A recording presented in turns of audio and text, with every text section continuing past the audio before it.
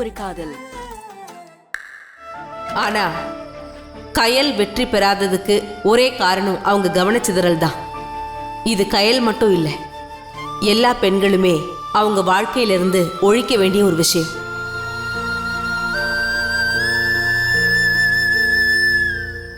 So எல்லாரும் இதை follow பண்ணுவீங்கிற நம்பிக்கையில் இதோட என் பேச்சை முடிச்சுக்கிறேன். உங்க எல்லாருக்கும் என்னோட இனிய பொங்கல் நல்வாழ்த்துக்கள். ஹாப்பி பொங்கல். நன்றி. நான் வரேன். பரவாயில்ல, நானே போய்க்கிறேன்.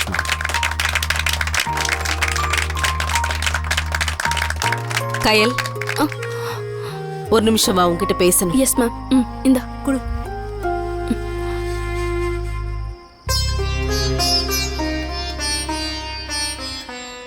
என்ன கயல், மேடையில் உன்னை பத்தி தப்பா பேசிட்டேன்னு ஃபீல் பண்றியா? அதெல்லாம் இல்லை மேம். நீங்க நடந்தது தானே சொன்னீங்க, அதுல ஃபீல் பண்ண என்ன இருக்கு? கயல், உன்னை கஷ்டப்படுத்துற நோக்கத்துல நான் அப்படி பேசல. என் மனசுல பட்டதை நான் உடனே சொல்லிட்டேன். நீ நடந்துக்கிட்ட விதம் எனக்கு ரொம்ப கஷ்டமா இருந்துச்சு. எனக்கு அந்த நேரத்துல ஷாக்ல உன் மேல ரொம்ப கோவம் தான் வந்துச்சு. அதனால தான் அப்படி சொன்னேன். நீ என் கண்ணுக்கு ஸ்பெஷலா தெரியுற கயல். உனக்கு திறமை இருக்கு. இந்த போட்டியில எல்லார் முன்னாடியும் ஜெயிக்கிற அளவுக்கு உன்கிட்ட திறமை இருக்கு. அதை நான் கண்டிப்பா ஒத்துக்கிறேன்.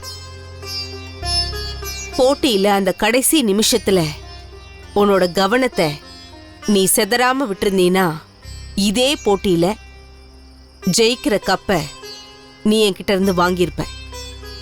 ஆனா அந்த கடைசி செகண்ட் இருக்குல்ல, எமோஷனல் ஆகி மனசை செதற விட்டது ஜெயிக்க விடாம தடுத்துருச்சு. நம்ம ஊர் பொண்ணுங்க நல்லா பெர்ஃபார்ம் பண்ணுவாங்கன்னு பெருமையா நினைச்சிட்டு இருந்தேன். Especially you. உன்கிட்ட ஒரு திறமை இருக்குன்னு எனக்கு தோணுச்சு. நீ தான் ஜெயிக்க போறன்னு நான் நம்பினேன். ஆனா என் நம்பிக்கையில மண்ணள்ளி போட்டுட்டேன்.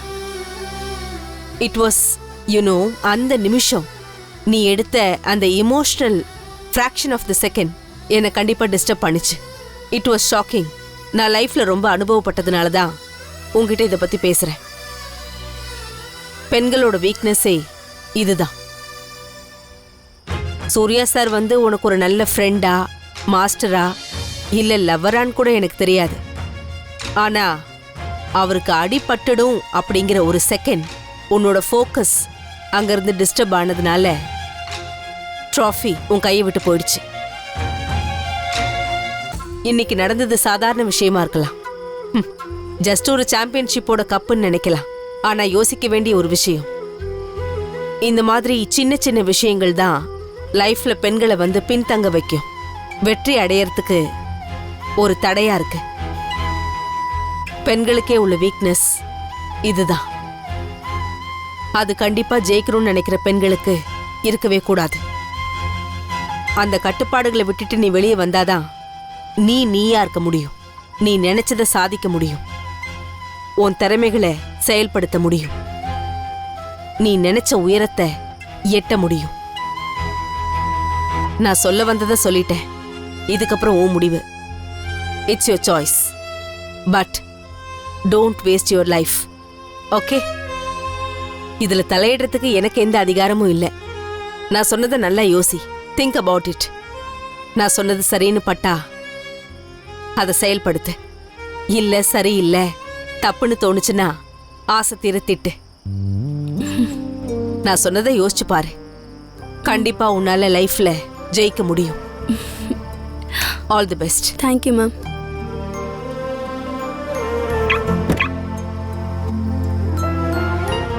பாய்.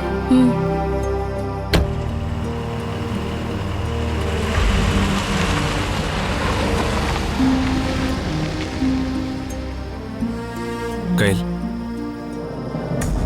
நீ என்ன ரொம்ப அசிங்கப்படுத்திட்ட கயல். நீயும் பிந்துவும் ஃபைனல்ல மோத போறீங்க. இப்ப போய் நிஷா கிட்ட தோத்தா மத்தவங்க என்ன நினைப்பாங்க? என் காது படவே அந்த அஜய் பேசுறான்.